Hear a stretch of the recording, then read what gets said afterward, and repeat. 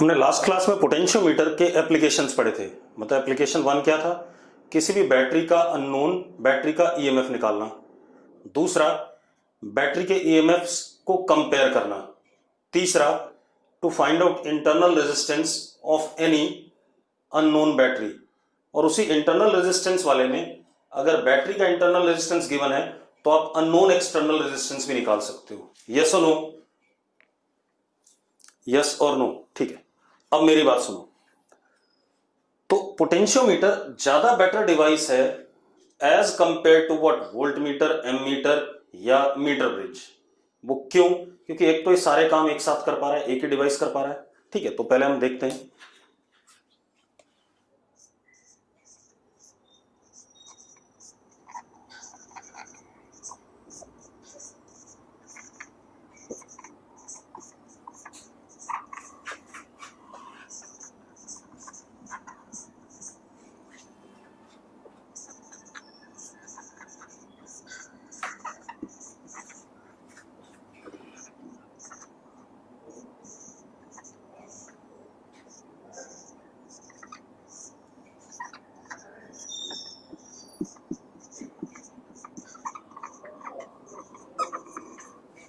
Yes और no? भाई आपको अगर रेजिस्टेंस निकालनी थी तो आपको अलग डिवाइस चाहिए था, करंट निकालना था अलग चाहिए था, वोल्ट पोटेंशियल डिफरेंस निकालना था तो अलग चाहिए था। लेकिन यहां पर हम एक ही से सारे काम कर पा रहे हैं कि नहीं कर पा रहे हैं? यस और नो? ठीक है। अब एक तो ये कारण हो गया। दूसरा, जैसे हम मीटर ब्रिज की बात करें तो जो रेंज थी मीटर ब्रिज में, लेंथ क्या थी उसकी? मीटर ब्रिज की 1 मीटर थी। पोटेंशियोमीटर वायर की लेंथ आप बड़ा कर सकते हो, कितनी भी बड़ी कर सकते हो। ठीक है, इतनी बात। तो वो भी एक फायदा है। Range for measuring any quantity, range for measuring any quantity can be increased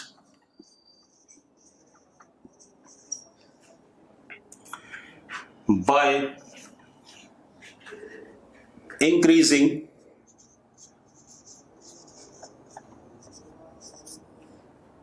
length of potentiometer wire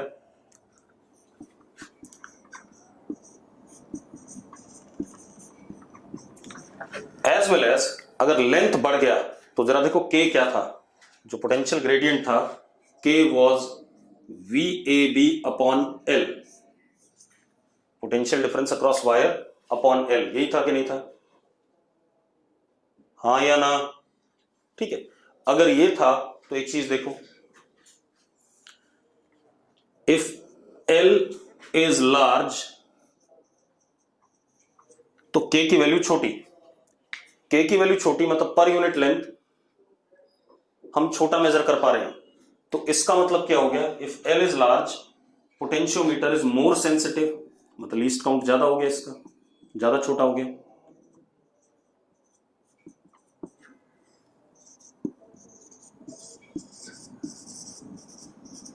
भाई जितना छोटा लीस्ट काउंट उतना ही डिवाइस क्या सेंसिटिव होता है या नहीं? अरे यस और नो? तो वही बात यहां की, एल बड़ा होगा तो लीस्ट काउंट मतलब के छोटा हो जाएगा, के छोटा हो जाएगा तो पोटेंशियोमीटर क्या हो जाएगा? More sensitive. क्लियर इतनी बात? ठीक है। अब मेरी बात सुनो।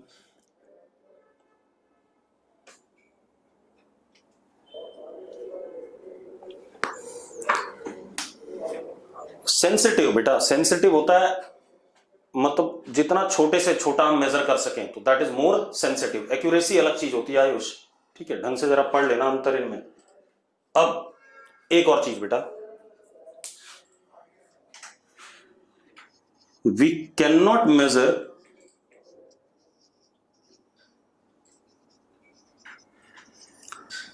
ई unknown greater than E known, कभी भी आप देखो हमारे पास ई अननोन क्या आया था, k इंटू एक्स, यही आया था कि नहीं आया था? ई अननोन क्या आया था? k इंटू एक्स, यस और नो? ठीक है, अब एक चीज देखो, k कितना था? E unknown is k is V A B upon L into X, और वी ए बी कितना था? अगर आप देखो, E unknown is equal to V A B is E known into R P upon R P plus R known into L into X. ये आया कि नहीं आया? हाँ या ना? अब एक बात बताओ, आर पी और नीचे आर पी प्लस आर के, तो numerator is smaller than what? Denominator. तो ई अननोन अपने आप किससे छोटा हो गया? ई नोन से छोटा हो गया कि नहीं हो गया? तो ये लिमिटेशन हो गई कि आपकी अननोन बैटरी का पोटेंशियल डिफरेंस या ईएमएफ हमेशा नोन बैटरी से क्या होना चाहिए? छोटा। इसी को आप मेजर कर सकते हो, बाकी आप मेजर नहीं कर सकते, इससे बड़ा मेजर नहीं कर सकते कभी भी। अरे क्लियर है? बराबर भी कर सकते हो, अगर आर के 0 हो जाए और एक्स एल के बराबर हो जाए तो इक्वलिटी वाला भी चल जाएगा, ठीक है। लेकिन अरे उल्टा लिख दिया ना, E unknown we can not measure, हाँ ठीक है, we can not measure E unknown greater than और equal to E K. Equal to तो कर सकते हैं, ठीक है। तो हम क्या लिखेंगे? Therefore E unknown should be less than equal to E K, ये हम मेजर कर सकते हैं इससे, ठीक है भाई। सबको क्लियर है तो यस लिख दो एक बार फटाफट जल्दी से, उसके बाद हम आगे बढ़े। मनकीरत यस लिख रही है, बाकी लोग? मुस्कान यस, सार्थक यस, ठीक है, पीयूषा यस, ठीक है। अब तो ये हमारे पास क्या हो गए? डिवाइसेस हो गए जो हमें पढ़ने थे, ठीक है। अब स्कूल में जो बोर्ड का एग्जाम होता है उसमें पोटेंशियोमीटर इंपॉर्टेंट है, मीटर ब्रिज इंपॉर्टेंट है, व्हीटस्टोन इंपॉर्टेंट है, ammeter as well as voltmeter भी इंपॉर्टेंट है, ठीक है। अब हम आगे बढ़ते हैं बेटा। अब हम आ जाते हैं किस पे? क्या कहते हैं? हीटिंग इफेक्ट ऑफ करंट पे।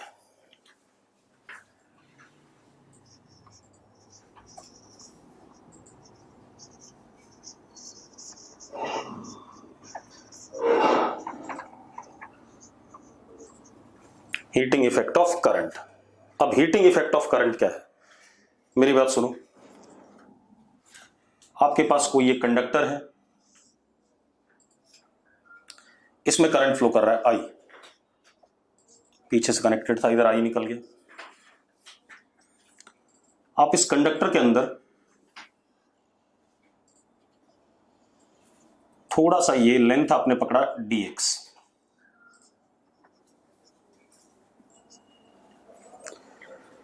अब मेरी बात सुनो, सबसे पहले हम थियरी की बात कर लें। हमने क्या पढ़ा हुआ? कंडक्टर के अंदर फ्री इलेक्ट्रॉन्स रैंडमली इधर उधर भागते हैं, यही पढ़ा है हमने, हाँ या ना? कंडक्टर के अंदर फ्री इलेक्ट्रॉन्स रैंडमली इधर उधर भागते हैं, ठीक है। अब जरा देखो कैसे, देख लो, एक काम करते हैं, ये मेरे पास कंडक्टर है, ये एक फ्री इलेक्ट्रॉन है, ऐसे जा रहा था, ऐसे यहां पर पहुंचा, किसी से टकराया, अब ऐसे जाएगा, किसी से टकराया, ऐसे जाएगा, कुछ इस टाइप का। जब इनका कोलिजन हो रहा था विद अदर इलेक्ट्रॉन्स और फिक्स्ड पॉजिटिव आयंस, तो ये कुछ अपनी एनर्जी क्या कर रहा था? लूज कर रहा था, ठीक, इतनी बात। Due to collision some kinetic energy is lost as what? Heat, और वो इसके कर्व्ड सरफेस से क्या हो रही थी? बाहर रेडिएट हो रही थी। अरे क्लियर है? तो अब क्या कहानी है, हम क्या लिखेंगे? लिखो, पहले लिख लो, जो मैं बोल रहा हूं उसको लिख लो एक बार। कॉपी पेन तो है सबके पास? हाँ, बैटरी कनेक्टेड है भाई, बगैर बैटरी के करंट नहीं होगा। लिखो जरा, when charge carriers drift across conductor when charge carriers drift across conductor due to electric field,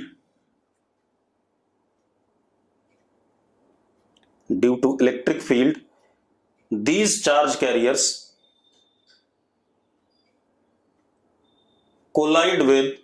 continuously collide with metallic ions or other free electrons or other free charge carriers. These charge carriers continuously collide with metallic ions or with other free charge carriers. Clear है? Clear है तो yes लिखो एक बार। ठीक है, अब एक बात बताओ, जब ये चार्ज कैरियर्स मेटेलिक आयन से कोलाइड करेंगे, ध्यान सुनो, रुक जाओ, जब ये चार्ज कैरियर मेटेलिक आयन से कोलाइड करेंगे तो अपना कुछ part of energy metallic ions को देंगे कि नहीं देंगे?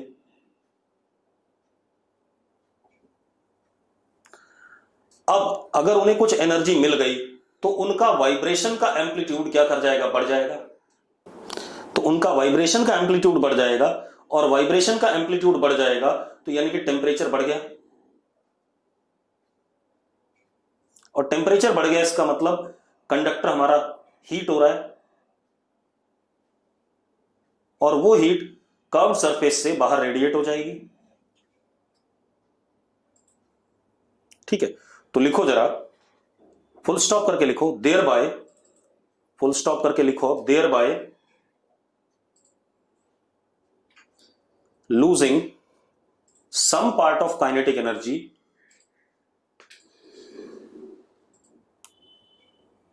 thereby losing some part of kinetic energy to metallic ions, due to which amplitude of vibration of metallic ions increases,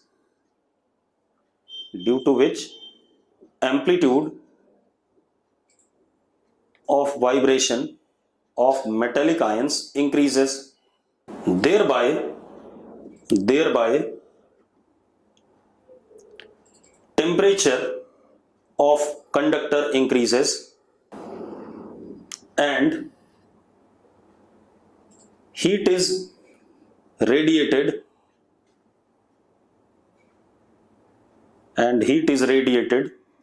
from curved surface of conductor as shown. Thereby heat is radiated from curved surface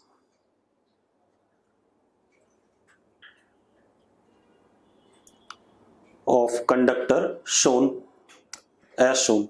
ठीक है, अब हम ये भी कह सकते हैं कि रेजिस्टेंस जो कंडक्टर की होती है वो due to collision of charge carriers with metallic ions या अदर चार्ज कैरियर्स ही होती है। तो लिखो जरा, we can also say that resistance of conductor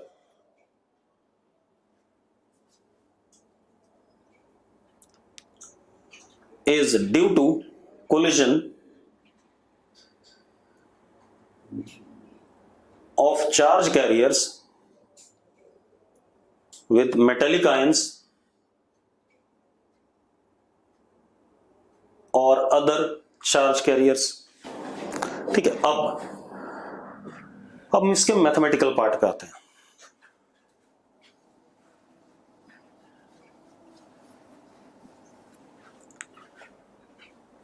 अब अगर हमारे पास कोई कंडक्टर है, स्टेडी स्टेट में है, स्टेडी स्टेट आपको पता है थर्मोडायनेमिक्स में कि भाई जो भी हीट होगा वो निकलेगा कहीं ना कहीं बाहर। ठीक है, इतनी बात। अब करंट ऐसे फ्लो कर रहा है, इलेक्ट्रिक फील्ड इसमें इधर की तरफ होगा, प्लस dq चार्ज इधर आ रहा है, तभी करंट इधर है। तो अब जरा देखो, dF इलेक्ट्रोस्टैटिक फोर्स का वर्क इज dq इंटू ई, लिख सकते हैं या नहीं? dq इंटू ई यस और नो? अरे यस और नो? ठीक है, in the direction of E vector.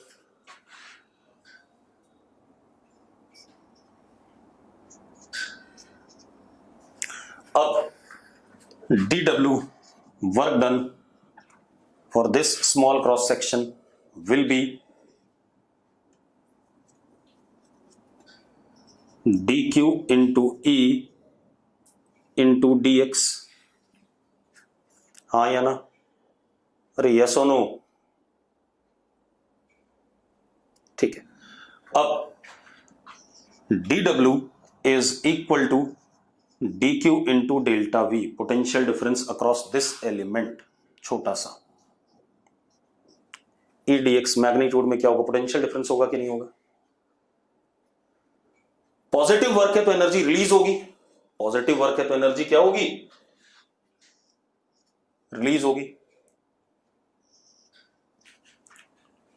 ठीक है, इतनी बात। अब ये हमारा वर्क डन हो गया बाय द इलेक्ट्रिक फोर्स। ठीक है, अब मजेदार बात देखो, मतलब this amount of energy is released, हालांकि ये तो नेगेटिव आएगा। ठीक है, तो हम क्या कहेंगे, therefore such amount of energy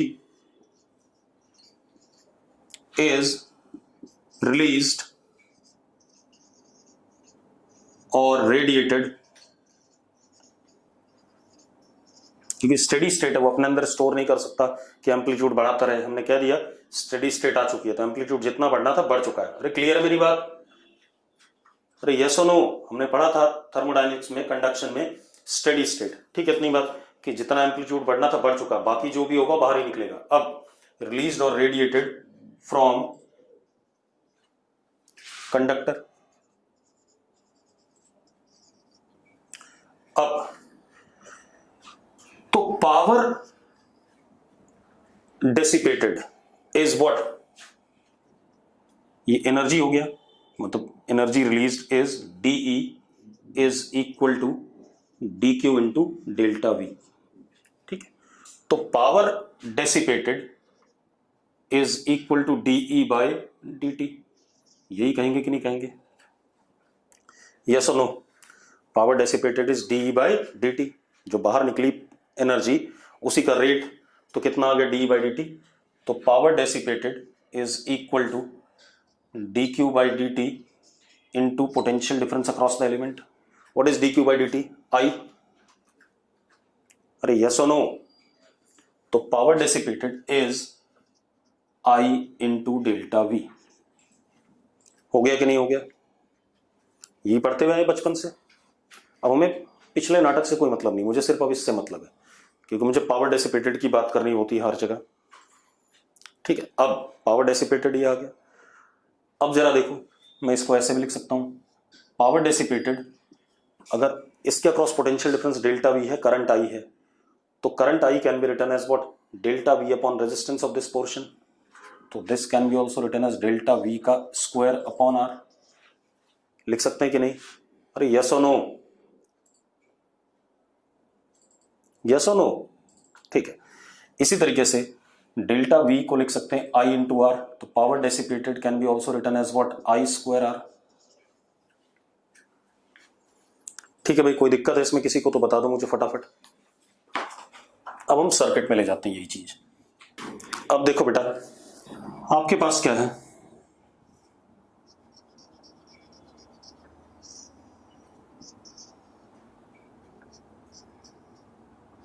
potential difference V इसके अक्रॉस। तो अब जरा देखो एक मिनट, तो पावर हो गया I इंटू वी, या पावर हो गया आई स्क्वायर आर, या पावर हो गया वी स्क्वायर बाय आर। हाँ या ना? अरे हाँ या ना? अब power is what, rate of heat dissipated, तो पावर को हम D H by D T भी लिख सकते हैं। तो D H by D T can be written as V I, I square R, या वी स्क्वायर बाय आर। लिख सकते हैं या नहीं? जल्दी बताओ भाई, यस और नो? ठीक है। अब तो H can be written as V I D T 0 to t या I square R D T 0 to t या V square by R D T 0 to t। अगर मुझे टी टाइम में कितना हीट डेसिपेट हुआ निकालना है तो ऐसा कर सकता हूं या नहीं? जल्दी बताओ। ठीक है, but for DC current end voltage, ये तो हो गया जनरल के लिए। डीसी करंट एंड वोल्टेज के लिए आई और बी कांस्टेंट होते हैं। H will be V I T या आई स्क्वायर आर टी या V square by R into T, क्योंकि कांस्टेंट होते हैं सारे के सारे वी और आई। यस और नो? तो डीसी के लिए ऐसा हो जाएगा जो हमें इस चैप्टर में पढ़ना है। इस चैप्टर में तो हमारे यही वाले फॉर्मूले लगेंगे, लेकिन आगे चल के कहीं पर अगर हीट डेसिपेट निकालनी होगी तो ये लगेंगे। क्लियर है? कोई दिक्कत है किसी को? किसी को दिक्कत हो भाई तो बता दो। अब एक चीज आता है हमारे पास, अगली चीज आती है हमारे पास, जब भी हम कोई इलेक्ट्रिकल अप्लायंस खरीदते हैं, बल्ब खरीदा हमने, पंखा खरीदा, या क्या कहते हैं कूलर खरीदा, हीटर खरीदा, कुछ भी खरीदा, ठीक है, एसी खरीदा, तो उसके ऊपर हमारे पास रेटेड, हाँ रेटिंग लिखी होती है। ठीक है, तो बता रहा हूं, मान लो मैंने कोई भी चीज खरीदी, ये अप्लायंस है,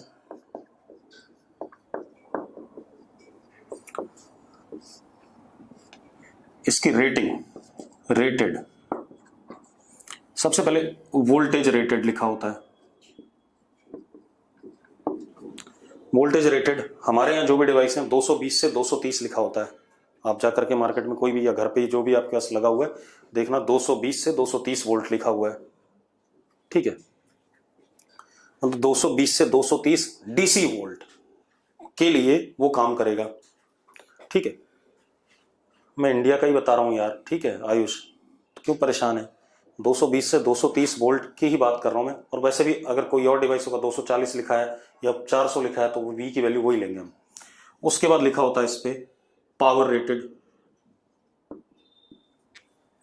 पावर रेटेड भाई, आप पानी गर्म करने वाली रॉड लेके आए, 1000 वॉट की है, 1500 वॉट की है, हीटर लेके आए 2000 वॉट का है, इस टाइप से लिखा होता है। और एक इसके ऊपर फ्रीक्वेंसी लिखी होती है, फ्रीक्वेंसी 50 to 60 हर्ट्ज लिखी होती है, फ्रीक्वेंसी 50 to 60 हर्ट्ज लिखी होती है, देख लेना जरा आप, हाँ या ना? ठीक है, अब हिंदुस्तान में 50 से 60 हर्ट्ज, आप यूरोप चले जाओ, हाँ एसी फ्रीक्वेंसी। अभी इस चैप्टर में फ्रीक्वेंसी से कोई मतलब नहीं है। ठीक है, इतनी बात।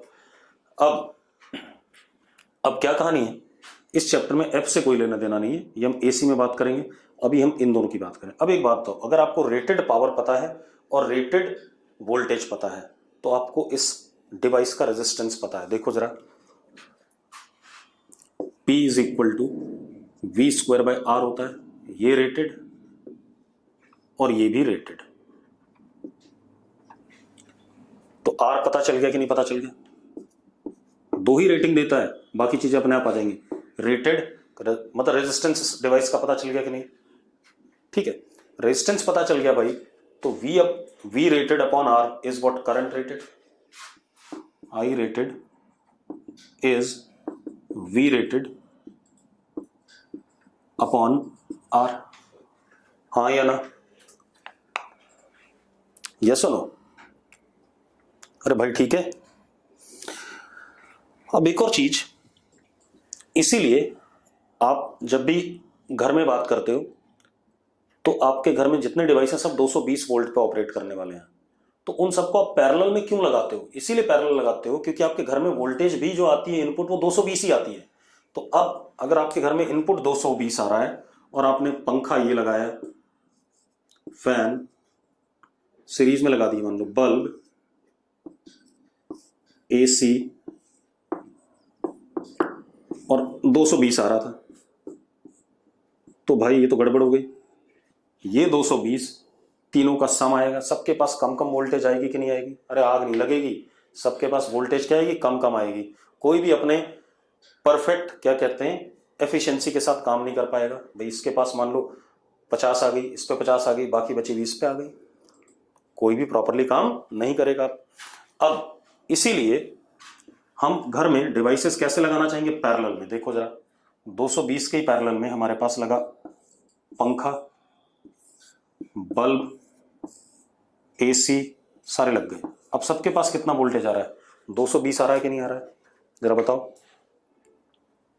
अरे अब सबके पास 220 है या नहीं? बस ठीक है। तो इसीलिए घरों में जो भी हमारे इलेक्ट्रिकल अप्लायंसेज हैं those are all in parallel.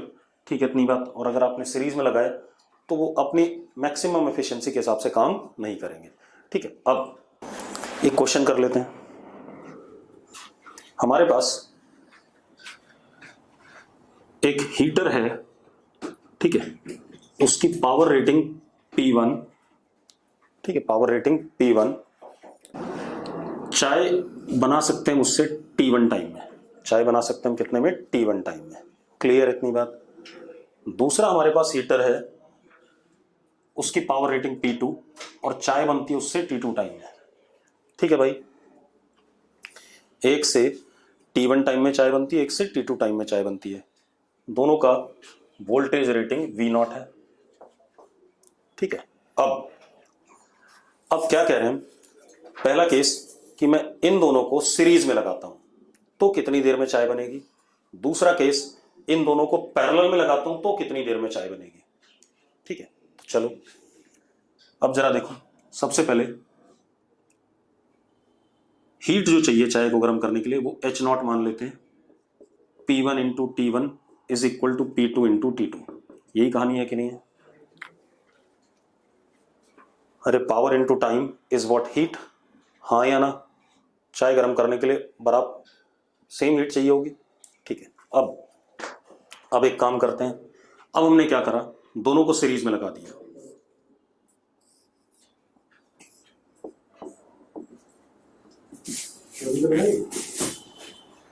ठीक है, क्या हो गया? इसको डब्बे कटाओ, कहीं और रखी फिर।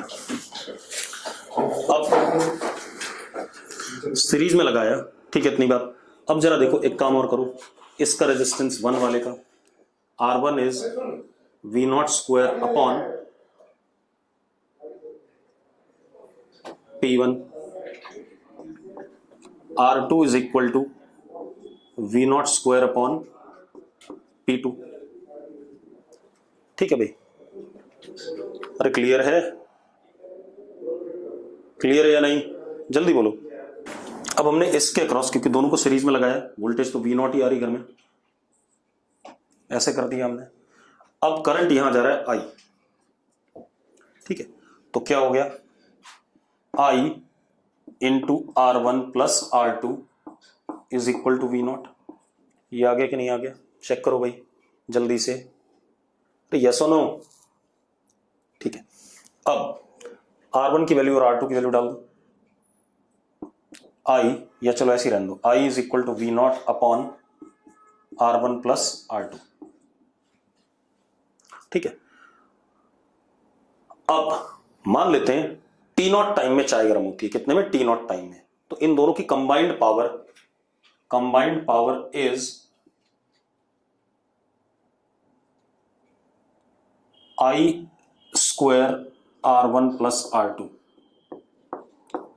Is equal to into T0, ये तो पावर आ गई, I square R1 plus R2 into T0 is equal to H0। ये कहानी आ गई कि नहीं आ गई? हाँ या ना? अरे क्लियर है? क्योंकि कई बार सवाल में डाटा गिवन होता है, वो आसान हो जाता है। अब I की वैल्यू डाल दो। कितना आ गया? V0 square upon R1 plus R2 into T0 is equal to H0। H0 आप चाहे P1 T1 रख दो या P2 T2 रख दो, कोई भी रख दो, कोई दिक्कत नहीं है। ये आ गया हमारे पास। अब जरा देखो एक मिनट, R1 और R2 की वैल्यू डाल दो यहां से। कितना आ गया? V0 square T0 upon V naught square upon P1 plus V naught square upon P2 is equal to P1 T1। ऐसा लिख सकते हैं कि नहीं? T1 के टर्म में आ जाएगा। देखो वी नॉट स्क्वायर कट गया आपका, T naught upon 1 upon P1 plus 1 upon P2 is equal to P1 T1। यहां से T नॉट आ जाएगा कि नहीं आ जाएगा? आ जाएगा भाई, आ गया। P1 P2 T1 सब गिवन थे, ठीक है। ऐसी पैरेलल वाला भी आ जाएगा, ठीक है। तो मैं डाटा जब दूंगा तब इस सवाल को प्रॉपरली करेंगे। अभी डाटा नहीं था तो इस वजह से मैंने एक ऐसी जनरल सा बना दिया आपके सामने फालतू में। अब एक और क्वेश्चन करते हैं, क्वेश्चन नहीं, आगे बढ़ते हैं जरा। इंपॉर्टेंट सी चीज, नीट के लिए इंपॉर्टेंट है जो अब बताने जा रहा हूं सबसे ज्यादा, हालांकि नॉन मेड में भी आ जाता है, नीट के लिए सबसे ज्यादा इंपॉर्टेंट है। कितने लोगों ने फ्यूज वायर पढ़ा है घर में? फ्यूज वायर देखा है सबने? फ्यूज वायर कितने लोगों ने देखी है? जल्दी बोलो। अरे फ्यूज वायर देखी है, हर्षित ने देखी है, रितेश ने देखी है। अब नहीं होती फ्यूज वायर, अब तो एमसीबी होती है।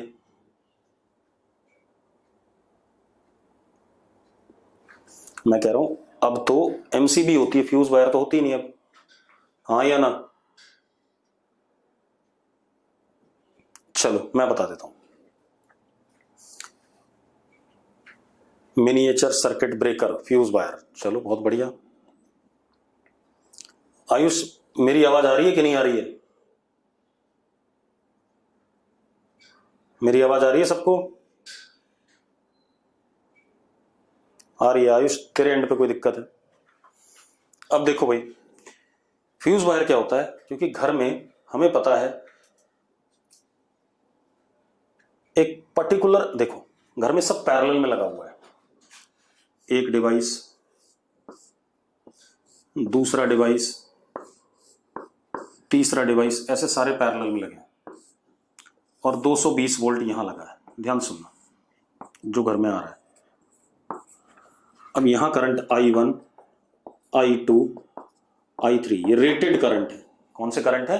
रेटेड करंट, क्योंकि रेटेड करंट जाएगा तो मैक्सिमम एफिशिएंसी से काम करेगा।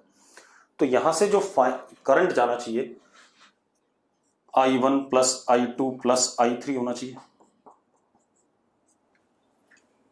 हाँ या ना? मैंने क्या कहा, घर में तीनों पैरेलल में लगे हैं, rated current I1 I2 I3 जा रहा है उनमें, तो टोटल रेटेड करंट कितना जाना चाहिए? I1 plus I2 plus I3, यही हो गया। अब अगर घर में करंट इससे कम आ रहा है तो भी गलत बात है। इससे कम आ रहा है तो इसका मतलब आपके डिवाइसेस प्रॉपर काम नहीं करेंगे, सबकी पावर कम कम आएगी। अगर एसी जितना ठंडा पहले करता था उससे कम करेगा, फ्रिज अपनी एफिशिएंसी के साथ ऑपरेट नहीं करेगा, बल्ब डिम जलेगा, पंखा धीरे चलेगा, ये कहानी है। लेकिन करंट ज़्यादा आ जाए तो भी नुकसान है। रेटेड करंट से ज़्यादा आने पे आपका डिवाइस खराब होने के चांसेस हो जाते हैं। अरे यस और नो, यस और नो, जल्दी बोलो भाई। तो हम क्या चाहेंगे, हम यहां पर एक फ्यूज का कंसेप्ट लाएंगे, फ्यूज वायर या कोई कंसेप्ट लाएंगे जो अगर करंट ज्यादा होता है तो उस करंट को ना जाने दे सर्किट में, ताकि आपका सर्किट बच जाए, घर में डिवाइसेस बच जाएं। क्लियर है? तो ये तुरंत ही क्या कर जाएगा, करंट को जाने से रोक देगा। ठीक है भाई, फ्यूज और एमसीबी का काम यही होता है। एमसीबी भी सेम काम करती है। अगर कभी वोल्टेज या करंट ज़्यादा आ जाता है तो अपने आप डाउन हो जाती है, अपने आप डाउन हो जाती है, ताकि ज़्यादा करंट घर में ना जाए और आपके डिवाइसेस बचे रहें। तो कभी भी एमसीबी डाउन होती है तो तुरंत जा करके एमसीबी को ऊपर नहीं करना चाहिए। अगर आप ऊपर करते हो और छोड़ते हो फिर गिर जाएगी। ऐसा हुआ है कभी किसी के साथ? मतलब आपकी एमसीबी एक बार गिर गई, आपने फिर अप करा, फिर छोड़ दिया, फिर गिर गई, तो फिर किसी ने ऐसा करा हो कि एमसीबी को ऊपर करके खड़ा हो जाए चुपचाप थोड़ी देर के लिए? ऐसा कोई है? ऐसा किसी ने करा हो कि भाई एमसीबी बार बार गिर रही थी तो मैं पकड़ के ऐसे खड़ा हो गया? हर्षित ने करा ऐसा। अब हर्षित अगर ऐसा करेगा तो घर में जो जो सामान है तेरा, कभी ना कभी सब निपट जाएगा, कुछ नहीं बचेगा। एसी भी फूक जाएगा, फ्रिज भी फूक जाएगा, टीवी भी फूक जाएगा, कुछ बचने वाला नहीं है। ठीक है, आयुष अब स्टार्ट से कहानी खत्म हो गई, वीडियो लेक्चर देखना, ठीक है। अब क्लियर है मेरी बात? तो मैंने क्या कहा कि बेसिकली जब आप एमसीबी को पकड़ के ऐसे खड़े हो जाओगे तो करंट ज्यादा फ्लो कर जाएगा आपके अंदर सर्किट में, घर में, और करंट ज्यादा फ्लो कर जाएगा तो अपने आप चीजें क्या हो जाएंगी, फूक जाएंगी। अब तो फ्यूज वायर का काम क्या है, to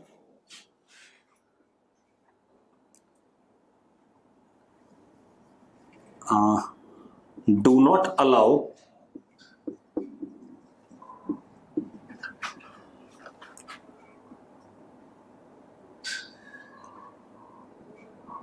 current greater than required value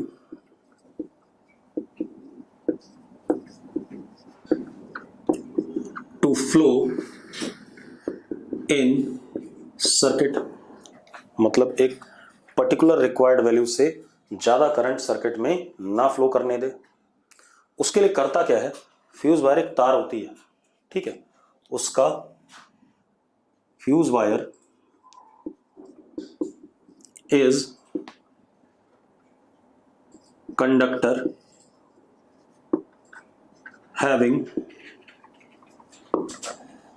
low melting point.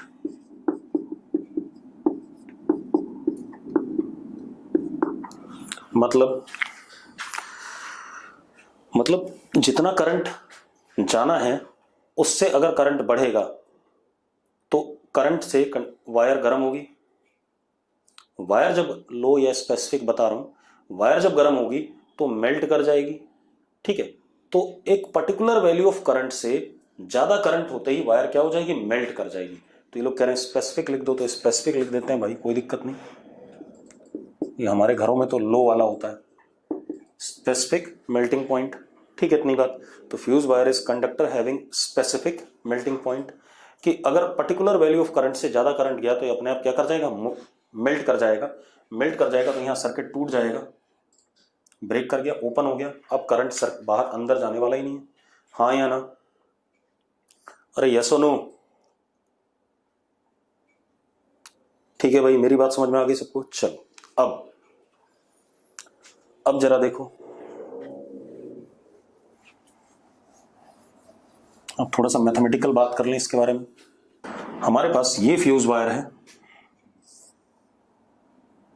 ज्यादातर वायर सिलेंड्रिकल होती हैं, इसलिए हम सिलेंड्रिकल ही मान लेते हैं। भाई आप देखो, जो भी आप तार खरीद के लाते हो सिलेंडर टाइप की होती है, ठीक है।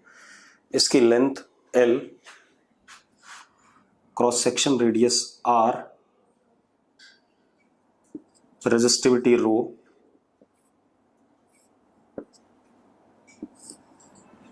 ठीक है। अब मान लो फ्यूज करंट मैक्सिमम जो है IF है, इतने पर ये मेल्ट कर जाएगा, या इससे छोटे पर, इतने पर मेल्ट करना शुरू करेगा और इससे छोटे पे मेल्ट नहीं करेगा, ठीक है, इतनी बात। तो IF तक हम मान लेते हैं सेफ है। अब जब भी करंट इधर फ्लो करेगा तो यहां से हीट डेसिपेट होगी, रेडिएट कहेंगे।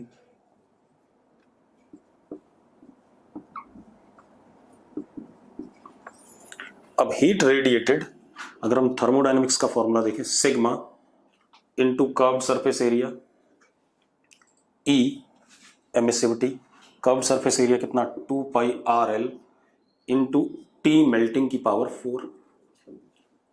हाँ या ना?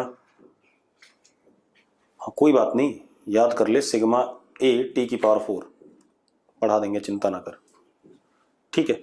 अब ये आया कहां से, I फ्यूज का स्क्वायर, ये पावर ही होता है बेटा, हीट रेडिएटेड नहीं होता, पावर होता है, ठीक है। तो पावर रेडिएटेड लिख दो, क्योंकि पावर का ही फॉर्मूला होता था,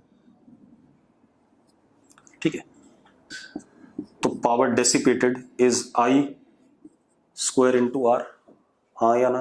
अब ये दोनों बराबर होंगे कि नहीं होंगे, क्योंकि स्टेडी स्टेट तो था ही, ठीक है। दोनों बराबर होंगे तो देखो, IF square R is equal to sigma E 2πRL T melting की पावर 4।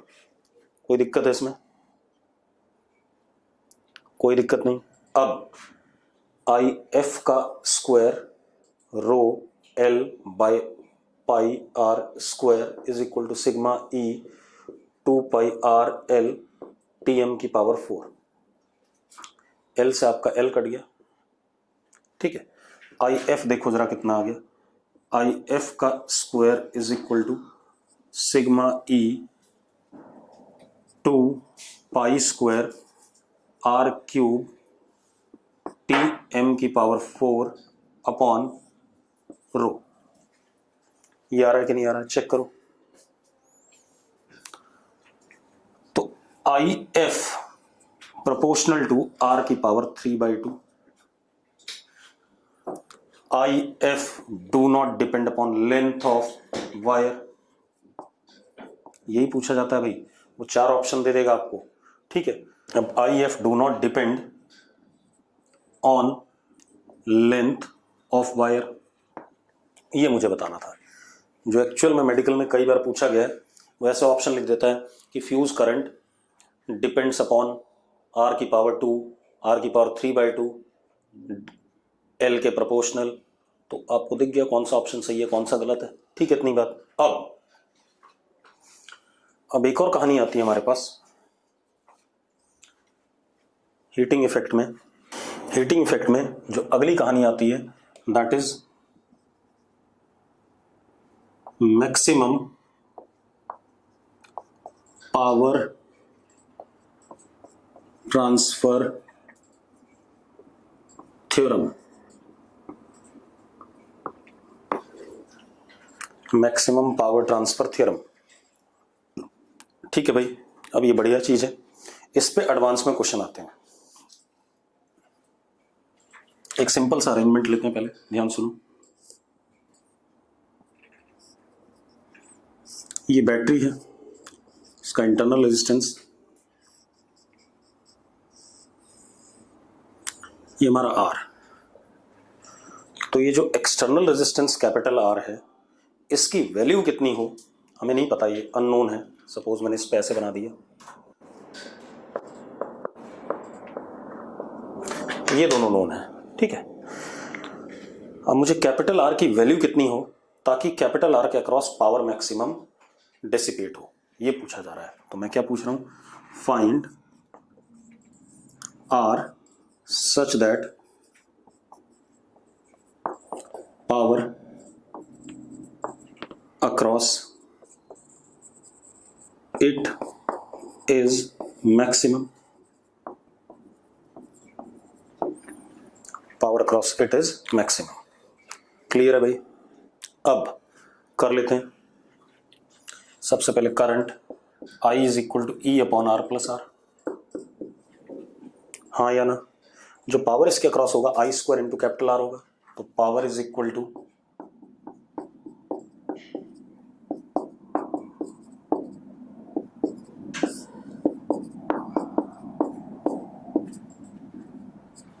हाँ या ना।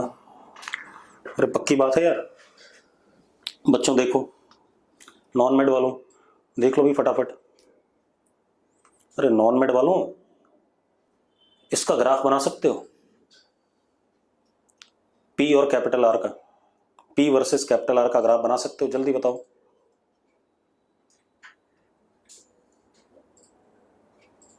बना सकते हो, बनाओ जरा फटाफट, देखें जरा पी वर्सेस कैपिटल आर का ग्राफ क्या बनता है, जल्दी बनाओ। लेकिन दिखाओगे कैसे? चलो मैं बना देता हूं, चिंता ना करो।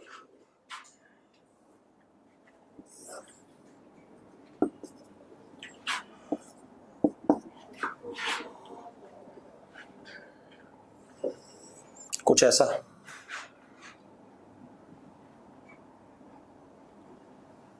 और सही बना देते हैं।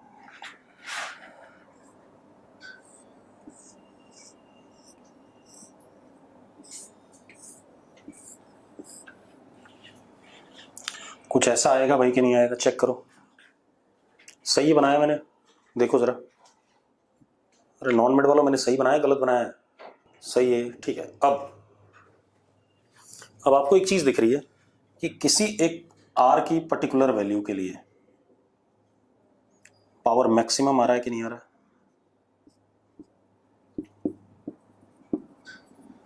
हाँ या ना, आ रहा है? तो यहां पर खुद देखो, ई और स्मॉल आर तो हमें पता है। For P max D P by D R is equal to 0। कोई समस्या भाई इसमें? D P by D R is equal to 0 कर सकता हूं कि नहीं? बच्चों जल्दी बताओ यार। ठीक है, तो जब मैंने D P by D are 0 करा, देन आर बराबर आ गया स्मॉल आर, इंटरनल रेजिस्टेंस के बराबर। आर बराबर क्या आ गया? स्मॉल आर आ गया। मैंने डिफरेंशिएट करके 0 कर दिया बेटा, मैं इतना फालतू समय वेस्ट नहीं करना चाहता। ठीक है, अरे क्लियर है? ठीक है, आर बराबर क्या आ गया? स्मॉल आर आ गया। अब यानी कि आर की वैल्यू इंटरनल रेजिस्टेंस के बराबर होगी, तभी पावर मैक्सिमम होगा। अरे मेरी बात समझ में आ रही है? आर की वैल्यू इंटरनल रेजिस्टेंस के बराबर होगी तो पावर क्या होगा? मैक्सिमम होगा। ठीक, अब एक और चीज, पावर मैक्सिमम देख लो फिर भाई। स्मॉल आर और यहां 4r स्क्वायर, तो E square upon 4r। Yes और नो? कोई दिक्कत है भाई इसमें? कोई दिक्कत है? चलो, अब एक और मजेदार बात, एक और चीज देखो। अगर मैं इस वैल्यू से आगे बढ़ता हूं तो पावर घट रही है, इस वैल्यू से पीछे आता हूं तो भी पावर घट रही है। हाँ या ना? इस वैल्यू से रेजिस्टेंस के आगे बढ़ता हूं तो भी पावर घट रही है, और पीछे आता हूं तो भी पावर घट रही है। तो एक काम करते हैं बेटा,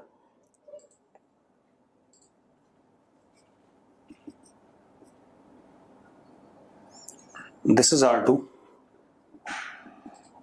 this is R1 and power P है, दोनों पे सेम है या नहीं? हाँ या ना?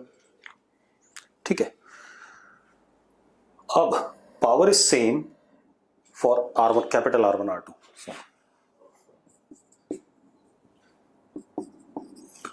Power is same for these two resistances, then what is relationship between R1, R2 and small r? कोई रिलेशन है?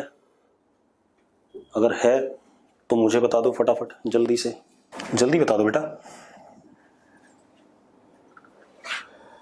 हर्षित गलत है तेरा रिलेशन, ग्राफ सिमेट्रिक नहीं है। हर्षित ने लिखा R1 प्लस R2 बाई 2। अभी ग्राफ सिमेट्रिक पैराबोला नहीं है कि दोनों साइड बराबर बराबर आएगा। ठीक है, कोई और बताना चाहे फटाफट। देखो क्या आएगा, R1 R2 is equal to R square, ये आएगा भाई।